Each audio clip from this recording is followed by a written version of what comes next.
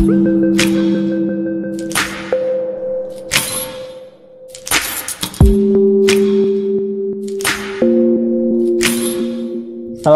warahmatullahi wabarakatuh. Gimana kabar-kabarnya anak-anakku semuanya? Semoga kalian sehat semuanya dan selalu terapkan protokol kesehatan dimanapun kalian berada. Untuk pertemuan kita kali ini, kita akan membahas tentang limit fungsi. Limit fungsi. Setelah kita memahami atau mempelajari konsep limit fungsi, kita akan bisa menggunakan konsep limit fungsi untuk kita terapkan dalam keseharian kita. Kemudian kita juga bisa nanti memahami sifat-sifat limit fungsi aljabar. Kemudian kita bisa menentukan nilai limit fungsi aljabar suatu fungsi pada sekitar satu titik sehingga kita bisa mendapatkan hasil limitnya. Tapi sebelumnya kita lihat dulu keterbagian. Kita lihat di situ ada 8/4 sama dengan 2. Karena 2 kali 4 sama dengan 8. Kemudian ada lagi 0 dibagi 8 sama dengan 0. Karena 0 kali 8 sama dengan 0. Kemudian ada kebalikannya 8 dibagi 0. Ini tidak terdefinisi karena semua bilangan kalau dihasilkan 0, dikalikan 0 hasilnya 0, padahal yang kita hadapkan adalah 8. Jadi tidak ada bilangan yang memenuhi sehingga tidak terdefinisi untuk semua bilangan yang dibagi 0. Selanjutnya adalah 0 bagi 0 atau 0/0 sama dengan bentuk tak tentu karena semua bilangan bisa diisikan ke dalamnya.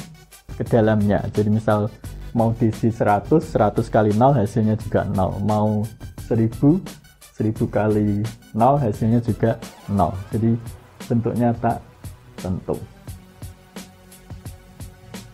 Kita lanjutkan. Maka kita lanjutkan ke pengertian limit fungsi. Kita lihat, perhatikan fungsi berikut. Jika ada f sebuah fungsi dari bilangan real ke bilangan real dengan fx sama dengan 2x plus 1, maka jika kita misalkan x-nya sama dengan 1, maka hasil f1 adalah 3. Kemudian contoh 2, sebuah fungsi dari bilangan real ke real dengan fx sama dengan x kuadrat plus 3x plus 2 per x plus 1. Kita lihat untuk x sama dengan 1 hasilnya adalah f1 sama dengan, jadi x nya diganti atau disubstitusikan 1 ke x menjadi sama dengan 3 untuk x sama dengan 1. Tapi untuk x sama dengan min 1 hasilnya adalah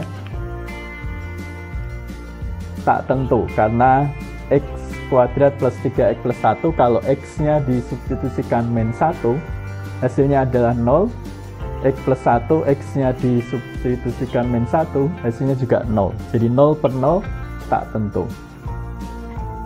Akan tetapi kalau kita perhatikan tabel berikut, amati tabel berikut, di sini kita lihat jika x ini mendekati dari kanan, ya, x mendekati dari kanan min 1, jadi dari min 0,1, min 0,2, min 0,5 terus sampai min 0,9 mendekati min 1, fx ternyata hasilnya mendekati 1. Begitu juga jika min 1 didekati dari kiri. Jadi dari min 1,9, min 1,8, min 1,7 sampai min 1,01, ternyata fx hasilnya mendekati 1 juga.